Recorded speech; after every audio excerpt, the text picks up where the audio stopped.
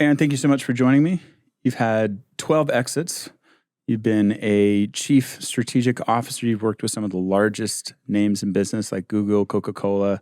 You're a best-selling author.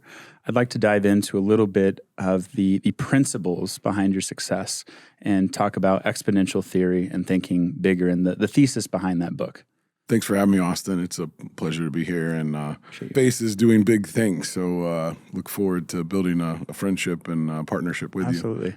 The idea behind exponential theory came because I was entrepreneur in residence at Arizona State University, Singularity at NASA, and Thunderbird Global School of Management. And so I was working with a lot of startups, and this is around 2008. And the economy collapsed, and then all of a sudden I was in an MBA program at Thunderbird, and then it led me into being a professor and entrepreneur in residence and all these different things. So everything was really around people and how I use technology to scale people. Exponential theory came in as the things kind of shut down, I started finding myself looking for opportunities. And what every big company wanted to do at that time was learn how to think like an entrepreneur. So I was a global facilitator, mostly for European consultancies. I got kind of lucky just in life to kind of create the dream role of my life where I took a little online course from a company called Hyper Island, which is out of Sweden. They then hired me to be a facilitator that led me to meet someone from another company called Chaos Pilot out of Denmark, which then led me to another company out of Switzerland called Warm Decent Human Beings, WDHB.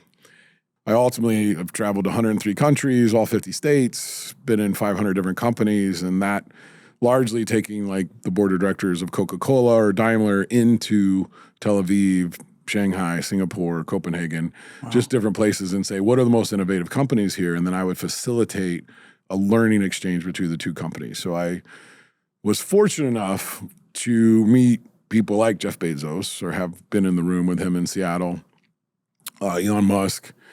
And what I found is that these exponential thinkers led me to write the book Exponential Theory. You're probably like, when's he going to get to exponential theory?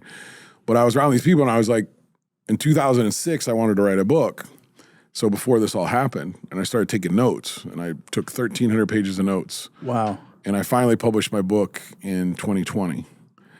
So 14 years later, so persistence, determination really works, is I just kept taking notes as I went in and out of all these companies. Is like, why do these people think bigger? And then ultimately created exponential theory, which is this idea that when you think bigger, you become more conscious. And then there's all kinds of things in the book that I kind of broke some new thoughts of my own on, as I kind of just looked at people as like, okay, these people aren't looking just to sustain, they're looking to thrive. They're going beyond that. They're not looking just to scale, they're thinking beyond that. So I built some of these kind of principles in the book that helped me then open even more doors. And that's where I've been very, very fortunate to, be in the room, some exceptional people with exceptional stories. But then you realize it all comes down to mindset, and how you view the world is how the world's going to view you. So for me, life's pretty easy at this point because I really don't take things very serious. And I mean that. That's my new book. So I wrote a book called Exponential Theory, and then on this end is it's really not that serious. And the point is the more serious you become about your career, the more pressure and expectations you put on yourself, the less likely you're going to be successful beyond your wildest dreams, because you're going to hold yourself back because you are your glass ceiling. So now it's just like I kind of drift through opportunities, and I always say, let it go, let it be, let it unfold. The unfolding is the great part, because we don't control anything outside our own worldview, our own view of ourselves and how we fit into the world. And you can reshape that at any moment of time. So that's my new book, is really about those things, because over the last 5 years, I've been on this journey to kind of reinvent myself that has opened so many doors, and I lost over 100 pounds. Wow. Because I was always traveling. Yeah. So when you're with the board of directors of a company like Mercedes-Benz, they like to eat at 5-star restaurants. And I had this really dumb rule that I was like, if I'm on vacation, I can eat anything I want. The problem is 3 weeks a month I was on vacation. So that catches up after a while. For sure, for sure. Were you always like this? Whereas, hey, I'm just going to enjoy life. I only can control so much. Or can you look back at your younger self in maybe 2006 where you were stressed and trying to force things in your own life? Oh, 100%. I was an angry 30-year-old. So Okay. I was like, I'm doing everything right and it's just not working out. It's struggling. And I'd already, at that point had already been a millionaire and lost it, Yeah. And then it's like, well, why me? And then I'm playing victim and I'm not realizing that all these things were preparing me for something bigger. And, I always say nothing's good or bad. It's just what is. And you make it good or bad, and that's where the most horrific things can happen to you and they can strengthen you. Or, you could have some of the lightest things happen to you and you think they're just, oh, the world's ending. But in reality, it's just unfolding. And what you can control is, how you relate to that and how you can step into that next moment. And so I choose to focus, like, if you're not that serious, let's just have fun. Let's just take it light. If in all these things I blundered, into your business, mergers and acquisitions. The reason I sold so many companies is because I blundered them. I mean, to be honest, I failed at more companies than I succeeded at. But generally when they became operational, I literally, didn't make the greatest deal. I probably needed you on my team. I didn't make the greatest deal when I sold them, but I was just happy, just like in the challenge of like creating something new. Yet if you don't stick to something for very long, you're always reinventing yourself.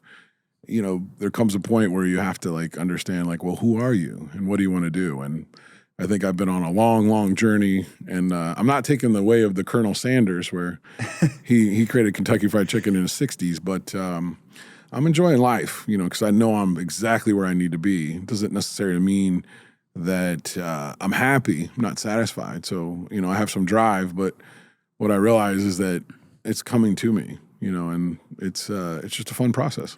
So one of the biggest lessons I'm focused on this year is realizing how little I can control, especially in my space. I'm often working with two different parties that are making decisions. And so whether a deal closes or not, there's only so much I can do. A lot of times it's outside of my control. And I've been white knuckling a lot of life, very frustrated. And this year it's been open palming, saying, okay, it is what it is. Maybe this deal didn't close. I was really hoping it would. There's going to be something else. And I'm learning a lesson, trying to accept that. I don't think I'm at where you're at yet, still working on it. I probably need to read your next coming book. But I think you have a very unique insight of the power of your mindset and worldview, expanding your consciousness and then connecting that with technology and people. As technology continues to exponentially grow, I think founders are being forced into a position where they have to adapt or fail. And many are having a difficult time. I talk to a lot of folks that are in their 50s, 40s, 60s that they really haven't changed things in maybe 10 years. What would you tell founders who are maybe afraid of technology and this new AI wave? Well, AI, how can I say it? AI, we're in the age of average. So if you think about what AI does, it consumes a lot of more data than we can consume, and it synthesizes it into the average. So it's never going to be extraordinary. Like you're never going to see a Great Gatsby written by AI. You're never going to feel that emotion. And I'm not saying it's not going to get better and better and the averages aren't rising, and that's where humans have to adapt to AI.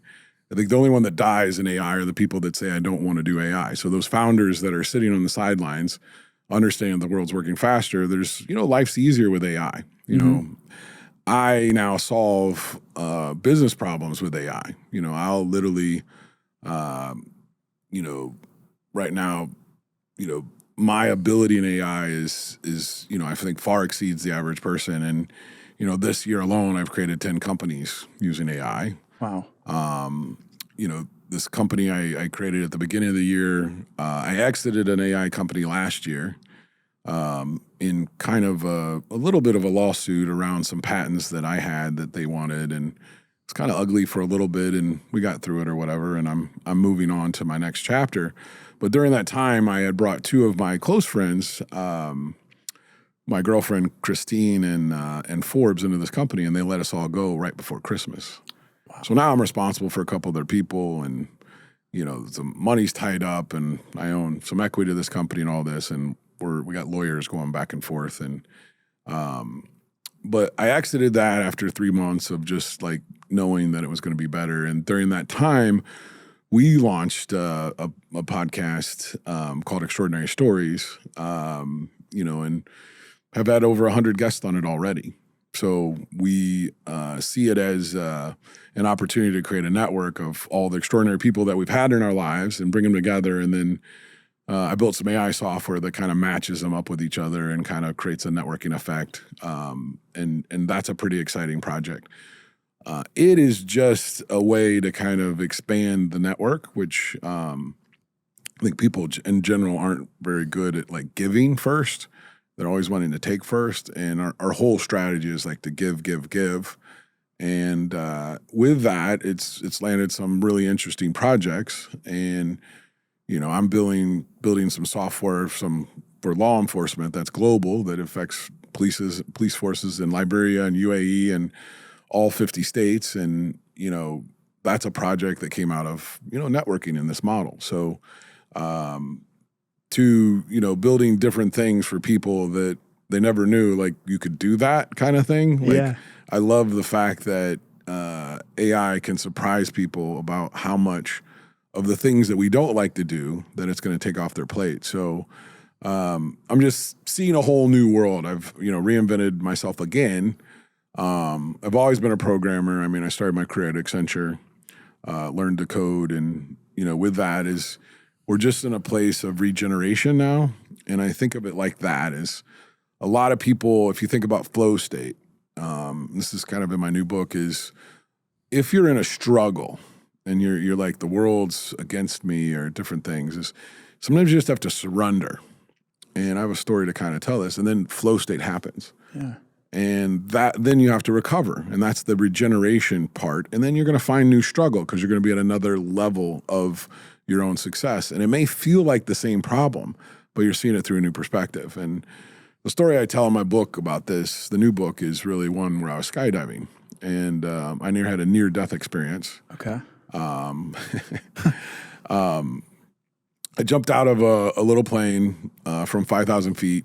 My sister and brother-in-law had taken me for my 30th birthday, so this is some time ago, and I was going, but I'm a big guy, but I was heavier then, and they didn't have anyone that could go tandem with me. So I'm like standing there like, well, I really wanted to go today. And they're like, well, we can train you real quick. So all of a sudden, I'm in a fast track training that usually takes like 4 or 6 hours or something longer than that to go on a static line. I don't know the regulations, but I find myself on a little plane stepping out on a thing and then jumping. And then I jumped, and as I put my arms back, I got my arm caught in the thing. And I didn't know enough, and I was committed to say, like, I'm not going to pull the one parachute to go to the other. So it starts flipping me head over heels. Tumbling. And I tumbled for about 10 seconds at a speed I don't know, but it was fast. And all I could see is the ground, sky. And I was in such a struggle, and I used so much energy. I see that light that people talk about, and I see my life flashing before me. I'm like, oh my God, this is it. And then I had this peace come over me, and I just let go because I felt like I was going to hit the ground at any second. Oh, wow. And when I let go, my parachute opened. And then I grabbed the reins, and I was only 500 foot from the ground. And oddly enough, I was right over the target of where I need to land. I was able to come down and land where I was supposed to land. And people were like, wow, man, you're really, did you do that on purpose? I was like, no, no, not at all. And, but what I learned in that, and what I take, from that experience for myself, it was, it was something that gave me strength, but it also, and I've gone skydiving since, which was a big thing to overcome. The strength that I got from it was just the fact that, when we struggle, we choose that. Yeah. And when I got down to the ground, this whole arm right here was all black and blue because I was actually holding it down. Gotcha. I was in so you're clenching. that clenching that you just showed, I was holding this thing down and it was flipping me over. And I had using all my strength because a parachute was kind of partially opened or whatever. And then it just opened up when I released, because I'm like, I'm gonna hit the ground. If I balance, I should be soft, right? I don't know what I wasn't thinking at the time. I'd really given up and found peace. And then I realized in every struggle that I've had since then, I'm getting better and better at that, because we don't control anything outside of ourselves. That problem itself was my problem of struggle. It had nothing to do with the equipment or the setup or the environment or me not going through a training course. I could blame it on everything else. But in the end, it was me deciding to be in a struggle until I realized,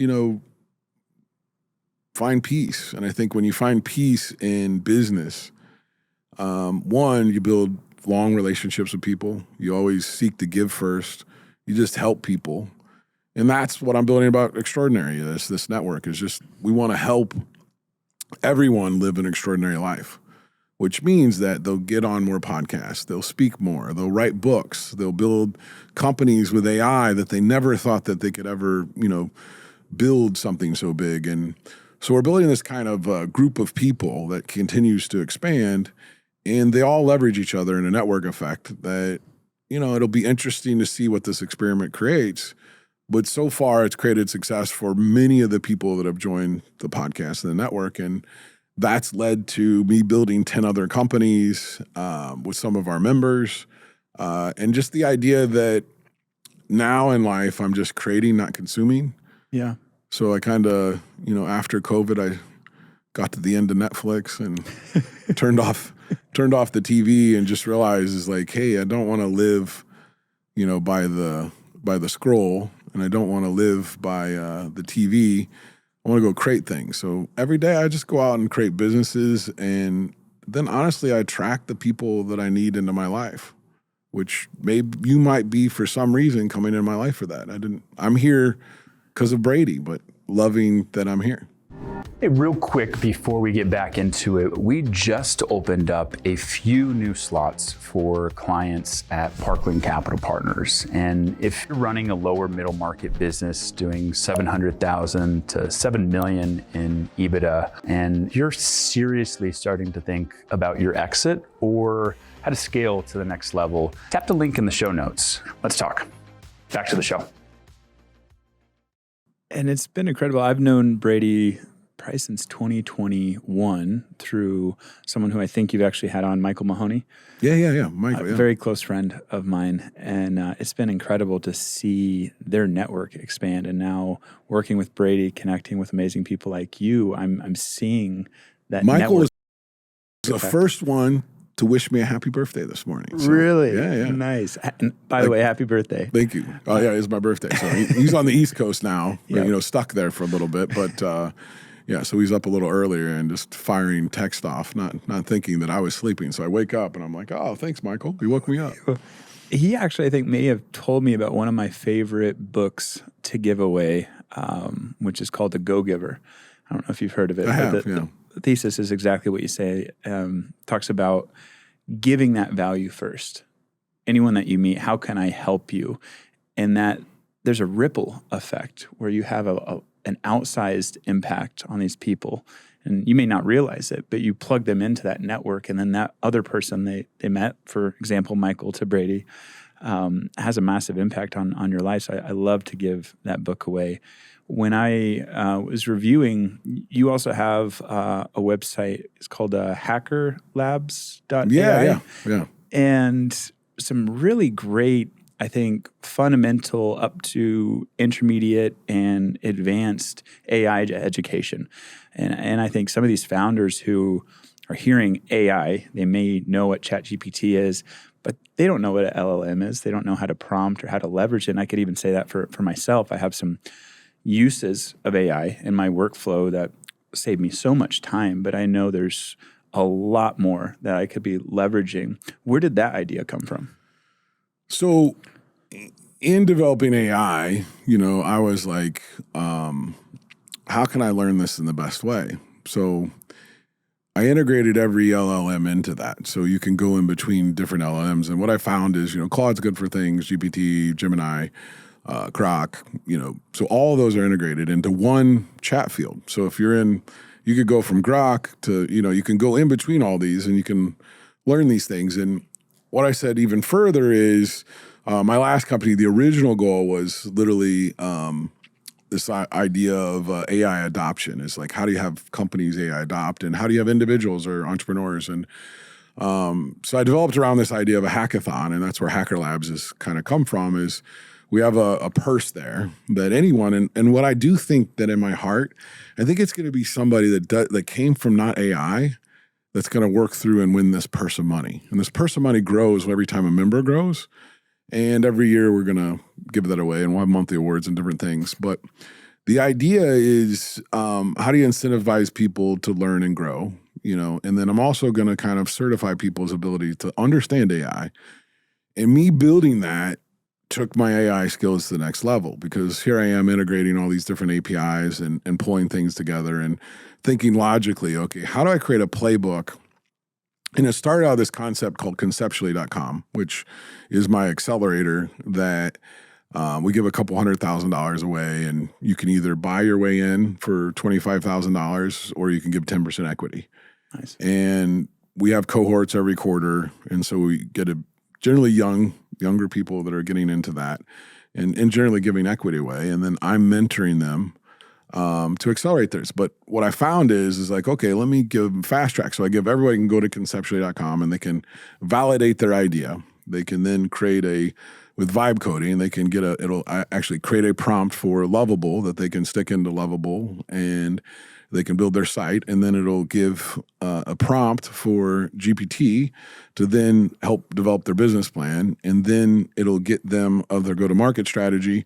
And then the last step is you can get with mentors. So there's a mentor platform there, and then you can apply to 30 of the top accelerators, and it tells you exactly how. So it's kind of a incubator accelerator with the goal you probably don't have to go to one of these accelerators, but we're preparing people to go to those accelerators. And, you have a concept, you don't know if it's the right concept.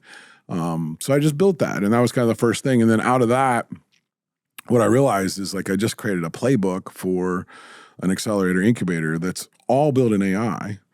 And AI, takes you the next step. And then now I moved it over to Hacker Labs, and now you have a coach on the side of that to kind of give you guidance to say, well, here's the other types of technologies you can insert here. Here's the things you could do. Here's how you could create an image. Here's how you create your brand. So then all of a sudden I realized, okay, I need to just create something for myself. What are the 100 things I need to know? And what happens is in Hacker Labs is as I move through it, I continually accelerate my pace of learning. And things get easier and easier on the front end of it. And then I create a library of stuff that I can do. Now I have these library of code that I can just do things that much faster. So now if you needed something in Hacker Labs, we have so many libraries of code, I can just drag and drop, literally drag and drop and create, a website of the future, like to even integrating trading platforms. Wow. Or someone had an idea about, for graduation, let's create something about life cheat codes. So I created a site, lifecheat.codes, and so I'm just in the part of building and creating and having fun, and then just meeting extraordinary people, and just enjoying, because it's really not that serious. I'm writing books, extraordinary. My two partners, Christine and Forbes, between the three of us, we've written 25 books, 5 bestsellers. So we're in this place of just doing extraordinary things, and just excited to see how it unfolds. And with AI, things are easy. So why are we sweating? AI is going to take the jobs you don't want, but you didn't want them anyways. I think two things really stick out to me when speaking with you. One is this expansion of knowledge and what you can actually do. The self-belief. I think a lot of people have these ceilings of, well, my goal is to be the store manager. When in reality, they could scale a company, they can have a much bigger impact than they realize. And then many people have a deep fear of failure. And you talked about being a millionaire, have these failed businesses, but each iteration, you're really just getting feedback for the next thing that you're going to do. Can you maybe tell a story of one of these businesses where you did make a mistake and there was maybe some failure, but that 10 years looking back ended up teaching you a lesson and giving you something that was actually part of your bigger purpose? Yeah, I think in your life as a child, everyone around you kind of creates a glass ceiling to kind of say, hey, Austin, you're never going to be an astronaut, buddy. Then all of a sudden you got a glass ceiling there that you're not going to be one. That's either mean you're going to break through it and you're going to do it because it pissed you off, or you're going to accept that reality. If enough people do that, and that's where we look at people that are really held back and playing victim, they play in a very small box with a glass ceiling. I always say make your ceiling your floor. And if every month you can improve your ceiling to your floor, you're heading in the right direction. Now, every month you're not going to do that. And that's where I've had ups and downs. My biggest advice is because I've failed at more businesses than I've been successful. Yet I still would be like in the Hall of Fame batting average, if I was a Major League Baseball player.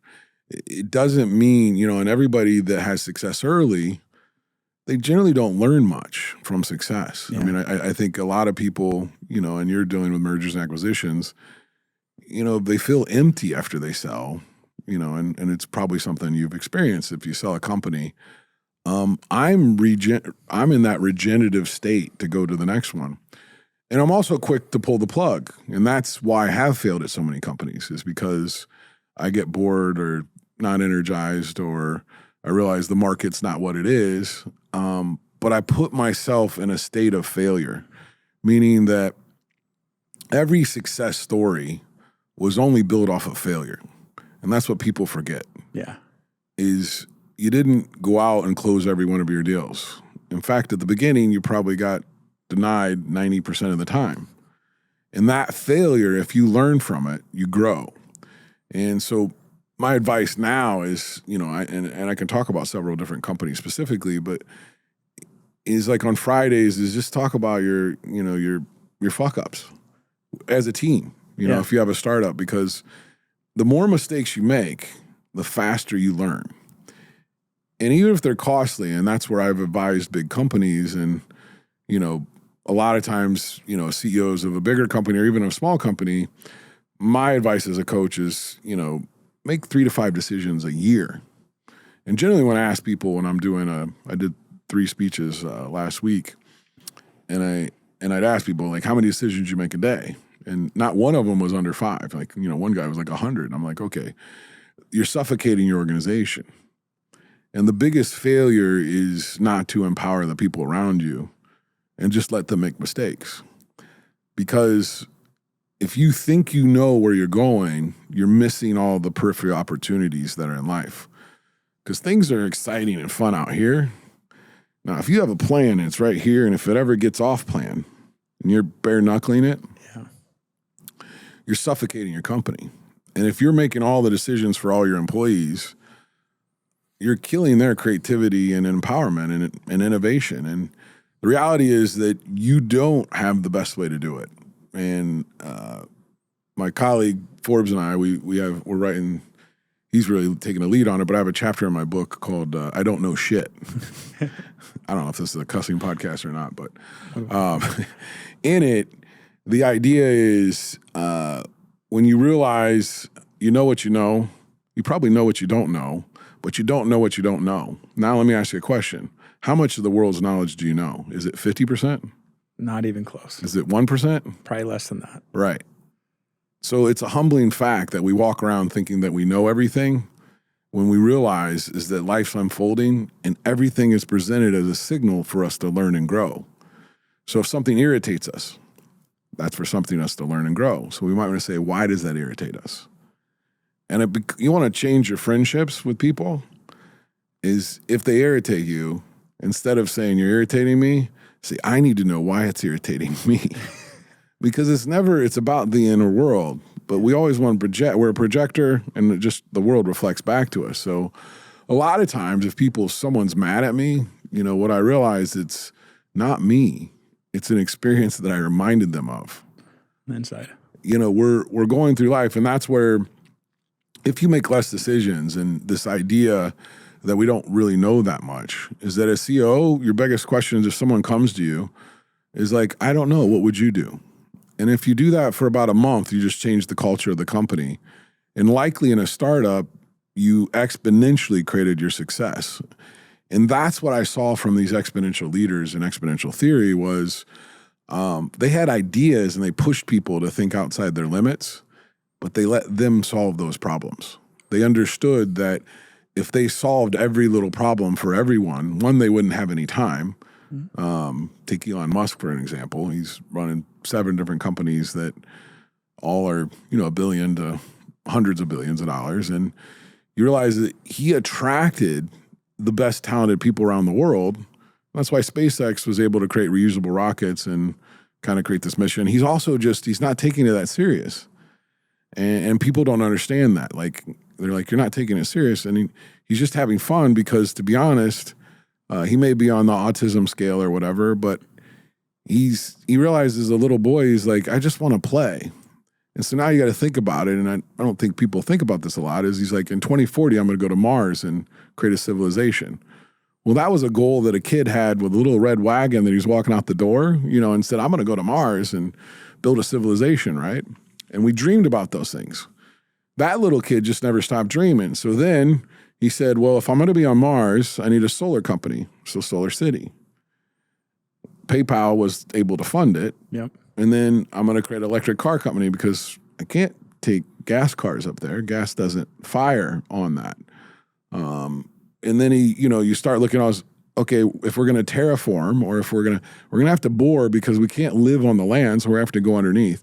So you start looking at all the things that he's created, and this is just a little kid playing with toys, expanding his mind and his consciousness in a way that people don't understand, and he's just having fun doing it.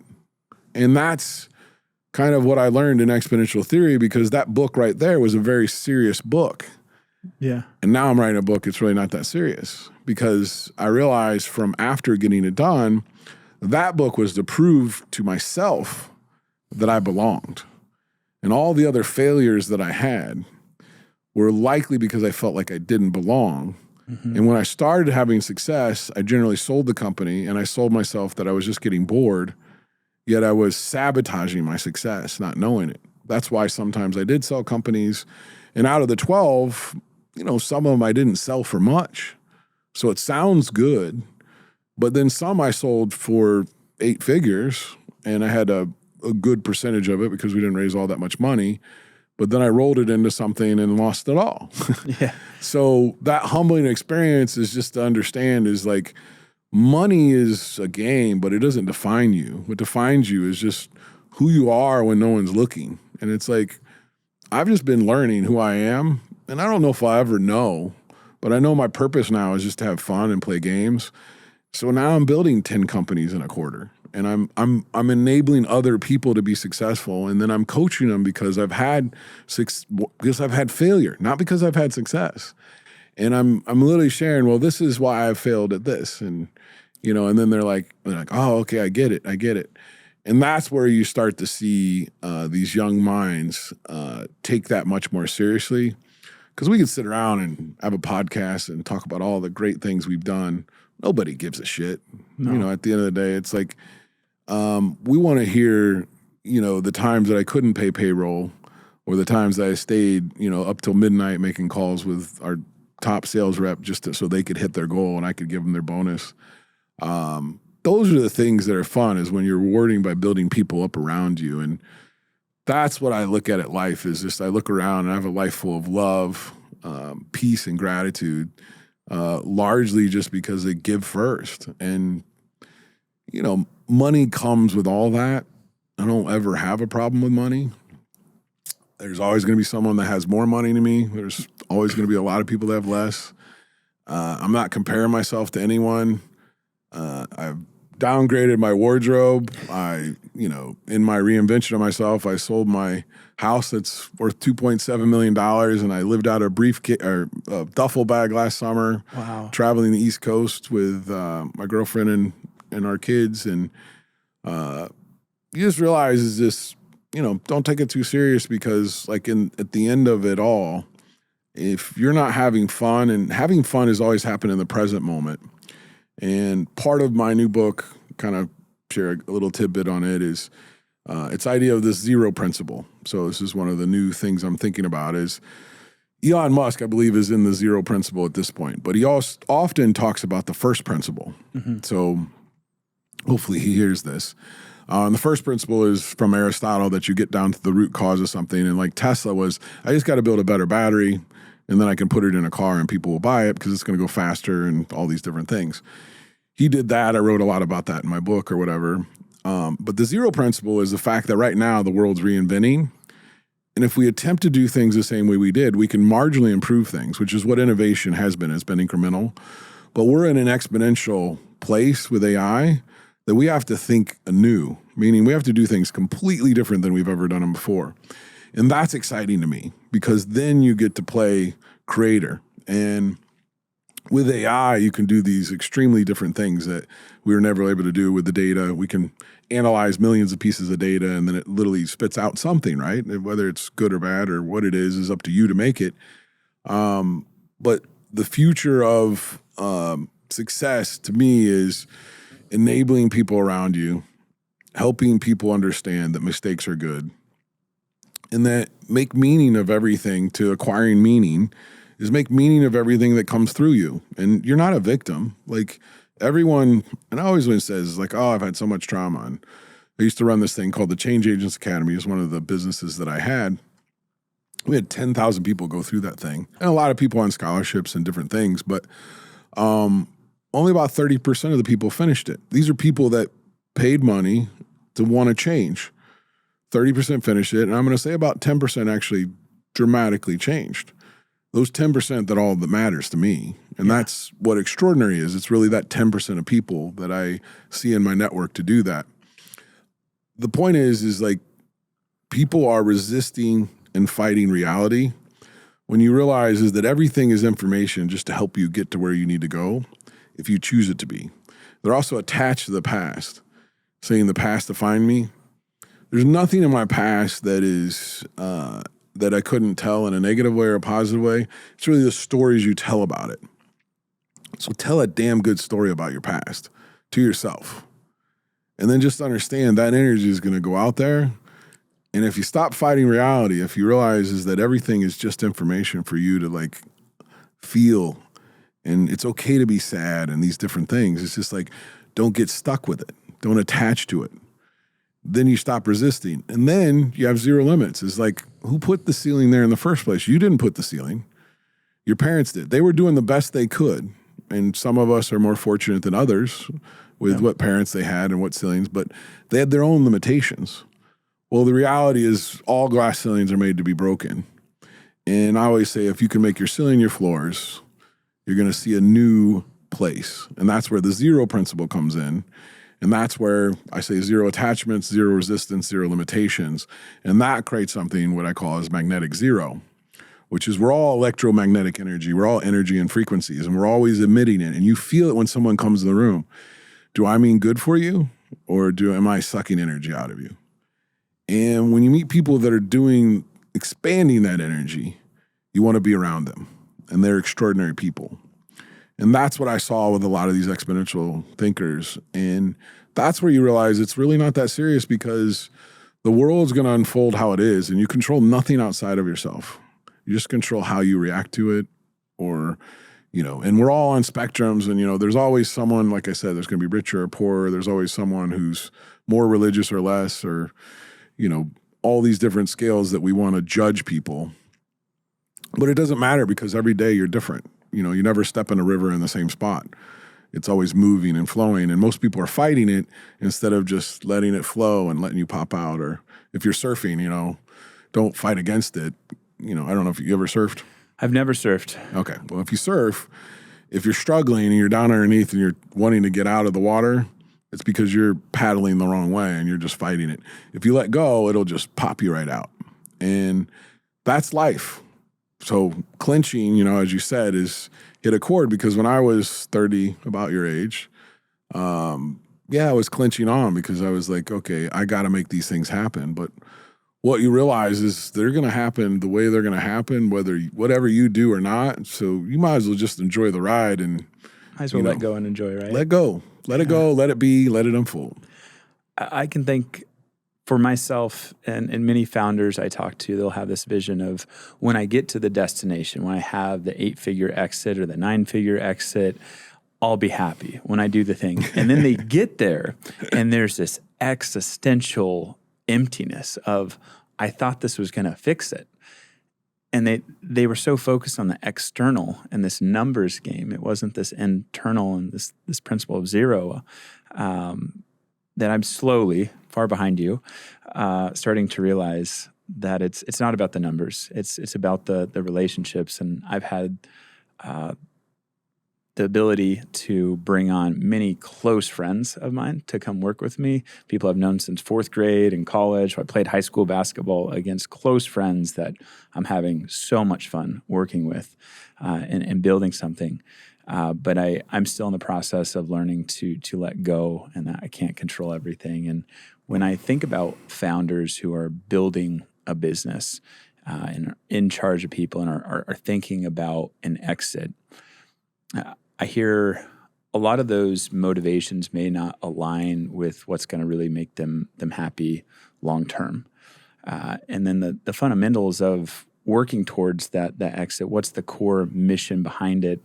Talk about Elon having a dream as a kid and still playing. And there's a greater meaning and purpose behind just the finances. The finances came because he radically changed and did things that people thought were impossible at one point. I mean, rockets that can land themselves and self-driving cars were things of the future that no one thought was possible. How does your average business owner, I do a lot in the real estate services space, property management company who's wanting to work towards an exit, what advice would you give them for preparing for that exit and then making sure that it's actually meaningful and it's not empty when they get there? Well, I think it's, you kind of nailed it. It's enjoying the journey. The journey is not the end, right? Like, through that's why the regeneration is important, which most people don't have because, and I think about this is like you analyze like Bezos or Musk or Richard Branson, they all created rocket companies and they're like, and conspiracy theories is like, oh, they're all trying to get off this planet, and all this thing. But if you think about why they're doing that is because after you created an Amazon, what are you going to go do? Right. I mean, you don't have the energy and tenacity. And as I get older, it's like, I can build very sophisticated businesses now because I've made so many mistakes and refine that. What I'm unable to do is take the long shot startup that I had, and had success because I was just ignorant to the fact that I wasn't going to not have success and bullish and determined and persistent. Yet I never got it to where I wanted to go because I didn't let go, right? Like it's that idea. So I think, people in property management that are clinging to, man, I'm going to exit with a, 8-figure, 9-figure exit or whatever. I sit with family offices and I've been fortunate enough to know, probably a couple dozen billionaires and done tech due diligence for them and, worked with them in different parts of their life and stuff like that. And as an advisor and things. And what you realize is like the money is not after a certain point, and it's not a very big point, the money's not it. And that's where, if you're holding on to something and what you realize, a lot with like a property management or different things is you are clinging on to a lot of different stress because you're managing so many different components, right? And you're like, I just want to let go. But you built your nervous system around that, and your comfort zone is just your norm. It's not necessarily comfortable. I mean, it becomes your norm. And even relationships that are maybe sometimes in business toxic and different things, it's because it's people are being serious, right? And they're threatened by someone else's identity when in reality, you and I are never going to have the same perspective in life. So why don't I just sit back and learn from you and you can learn from me, and somewhere in the middle here is the truth. The fact is I don't have the truth. You don't have the truth. And the only thing I say about people that cling or that, think that the meaning, I'm going to acquire meaning, You're acquiring meaning along the way by the people you're building up and the relationships you create.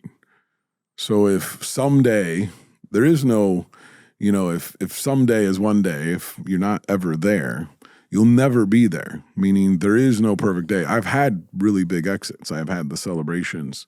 I've made, investors, millions. I've, celebrated and it felt good, only to then have them reinvest in me and lose money and lose complete faith in me.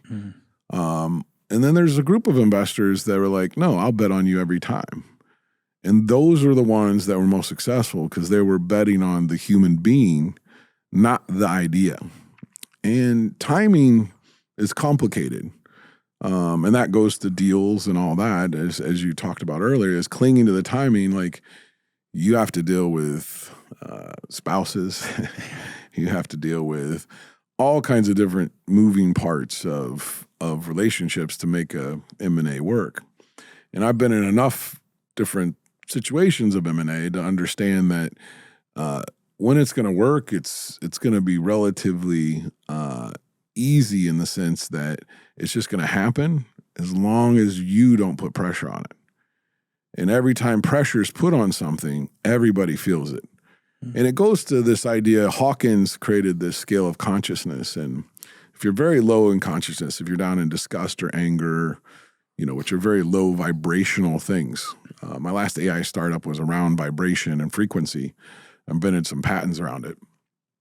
If you're down here, you're going to be projecting out there and you're just going to get that back. And this is the idea of mirror neurons, but projecting and reflecting back to you. As you start to get and understand the joy of, seeing someone get a promotion they never thought they'd ever get, or getting the biggest deal that expanded their mindset, or just sitting in a coaching session and having someone say, man, I never thought I could be this comfortable, talking about this kind of money, which is a big problem with salespeople as well as, acquisitions. Then you realize it's like, oh, wow, the journey is it. There is only today. And that's why I always like to say is now is the most important moment of your life. And I really mean right now. So if the listeners are out there listening, it's like, this moment is the most important moment of your life. And they're like, well, how could you say that? Why? You think you're the most important. It's not about me. It's the fact that you don't control anything that happened in the past and everything in the future, whatever doubts, worries, stress, fears, anxiety you have on the future, they're all made believe. So you might as well be at peace and really not take it that serious. And then honestly, all the stresses, trauma, regrets, resentment from the past, let it go, man. It's, it doesn't matter if people wronged you. I'm partners with people that owe me millions of dollars still. I'm still friends with them. I'm like, yeah. I take that back. I won't partner with them again, but the fact of the matter is your emptiness that you talk about and the idea of acquiring meaning is selling that is not the meaning. Creating it is the meaning. And if you think about life, we are happiest as human beings creating things. And I don't understand where society has then developed out into a bunch of consumers that now we think consumption is it. But the reality is we're seeing the people that are creators make the biggest impact with their personal brands more than the companies.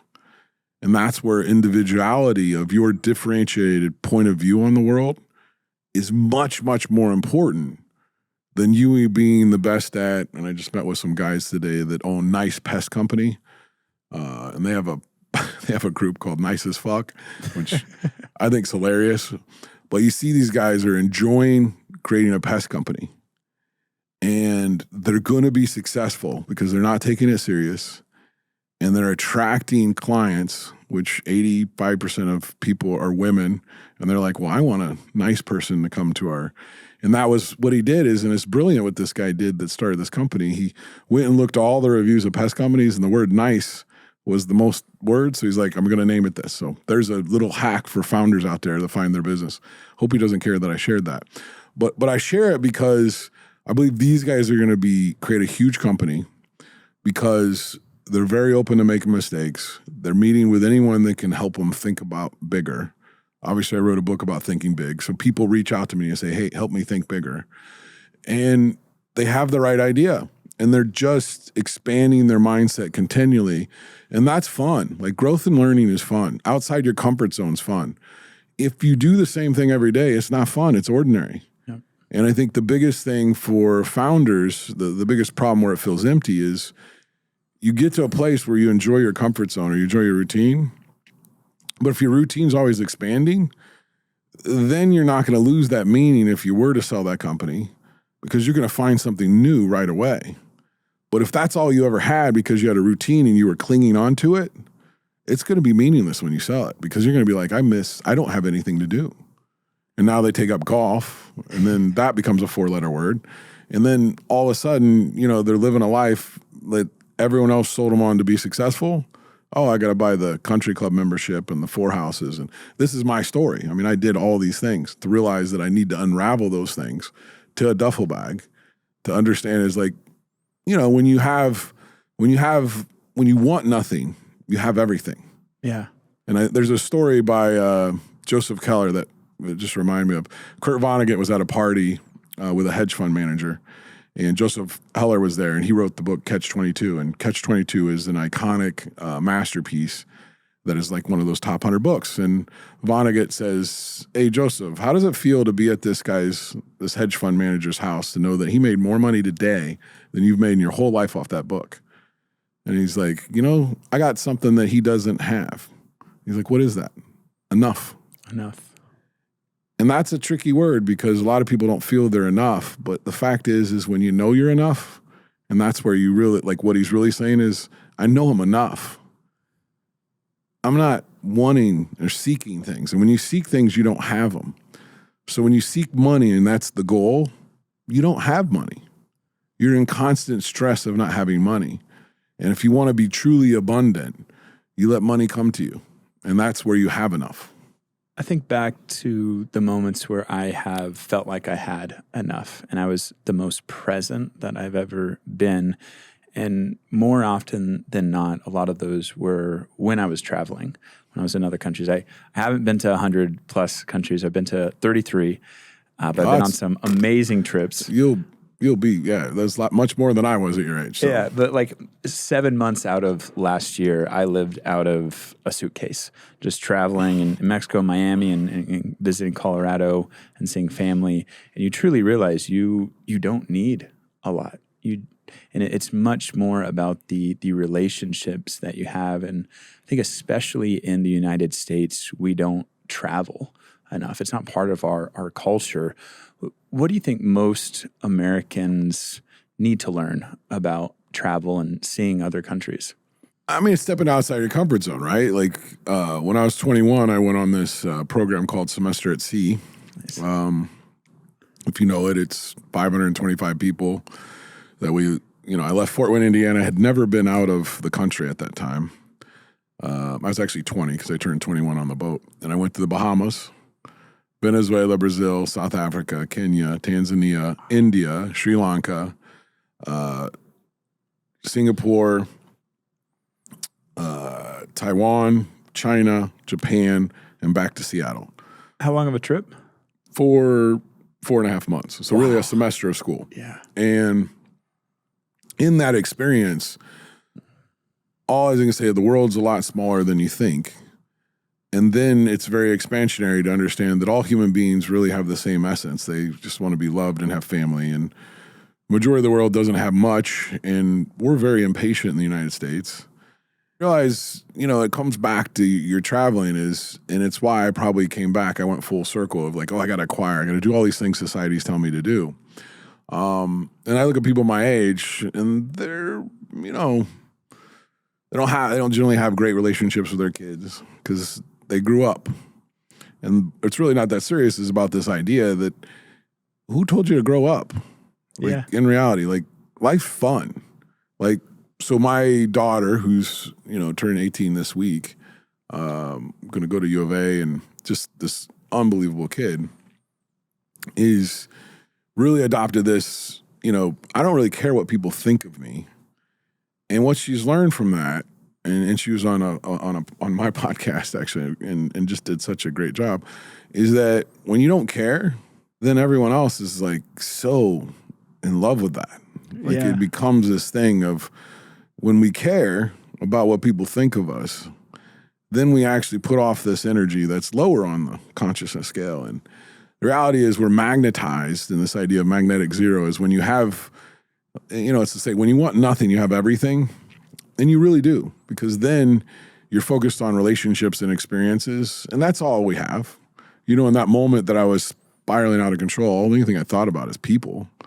I didn't think about that I had a Mercedes, or I wasn't like spiraling out of control. I was like, I'm going to miss my Mercedes. Now, I'm sure there's some person out there that has, but the reality is, we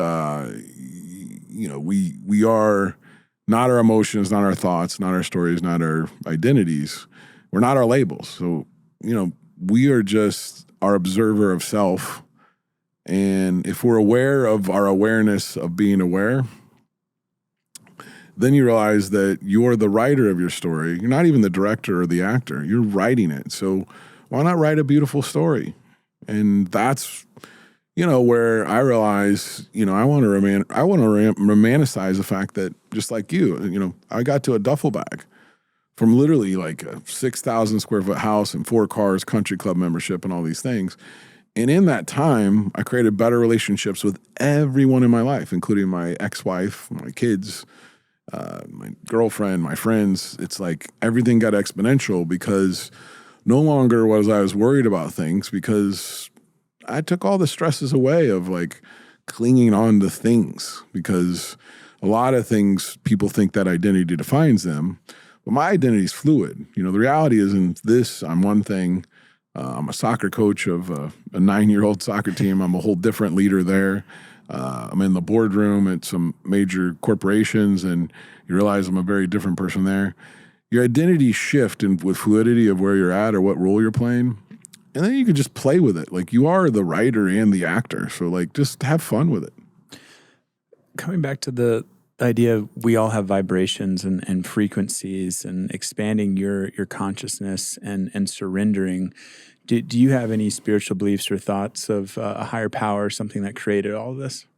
Wow, you went there. I think we're all connected, like in a quantum realm. Mm-hmm. And, from, my many experiences of, literally connecting to what I'll call source. Some people call it God. There's religion built around that. I'm a spiritual person. I do believe there's religious paths, but when you travel to 103 countries, you start to realize is if 1 out of every 7 people are Christian, then we can't think that they're the chosen ones. That's honestly what you would call racism or religiousism or whatever you want to call, but then you're saying, I'm better than you kind of thing. But then you realize it's just like it's about being connected to yourself and your higher self. And I think if you're a good human being, and every religion's been built off of those moral groundings in some way or another, maybe some written better than others, yet, we know good people, and we know good energy, and we know people that are negative or positive. And in the end, getting to a place where, you're comfortable in your own skin, no matter what room you're in, and that you belong, and that your words matter, and that people see you. I've had those experiences. I've had both, but all the experiences that I felt like I wasn't seen or heard was me creating that. Then you realize, just enjoy the moments and let it unfold. And, you get to a place where success is your definition. And right now, everybody's chasing the same success. Then no one asked, like, who defined the success and why would we do it?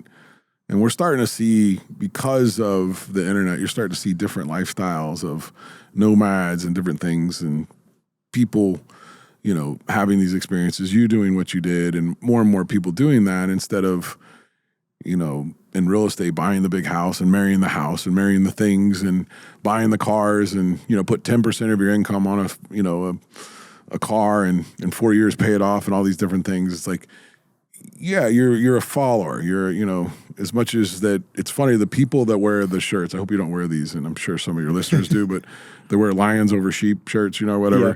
They're sheep. They're literally doing the same thing as all the other people, saying that they aren't. And that resistance of it is that. And that's where, if you think bigger about yourself, you just have to realize is like, you are your own brand. Don't let other things define you, and understand everybody's always going to have a different perspective on you. So however think you projecting yourself on the world, everyone's going to have a different opinion than yours. So why are you trying to control it or even care? You just have to be comfortable with the fact that, like, whatever's going to happen is going to happen. And I'm going to be ready for it probably better than most people. Like, a lot of my friends will say, like, if I was on Survivor, I would partner with you and we would make it to the end. And it's a great compliment. Yeah, I think it's the greatest compliment. I mean, I always think of that Naked and Afraid. I'm like, if I was on that, I'm like, okay, who would I want to be on that? Okay, and I know who I'd want to be on that. She knows who I'd want to be on that. But the point is like, you just have to, like, romanticize your life. And it doesn't matter what you're doing. You can make anything extraordinary. And you become extraordinary when you sit in a room and everybody else is having down, and you're just like, you bring the vibration up. You become that extraordinary person that pulls people out of that. You do that enough times, people are loyal to you. And I got a lot of loyal people, and a lot of people that love me, and a lot of people that know I'm going to look out for them when I'm not in the room, or when they're not in the room, and I know they'll look out for me. That's a beautiful thing. That's all there is. That's all there is to life to me. Like, I mean, it gets simple when you get there. This show is all about having these kind of conversations for myself when I was 20, having the struggle, not necessarily feeling like I had a mentor that could help me. And so I think about someone who may be listening to this and really connects like I am to letting go and wanting to live an extraordinary life and wants to get plugged into your network and what you're doing. What's the best way for them to reach you? Just reach out to extraordinary.network. That's the network. I'm going to build an extraordinary network there. And we have a podcast called Extraordinary Stories. It's nomination only. AaronBare.com, AARONBARE.com. You can find me there. I build lots of AI things. And, you can count on me not getting upset if something doesn't go right. And you can count on me following through on things that I'm going to do, because that's fun. Aaron, happy birthday. Congratulations to your daughter. Thank you so much for coming on. I really enjoyed the conversation. Thank you. Thank you, Austin. I appreciate it.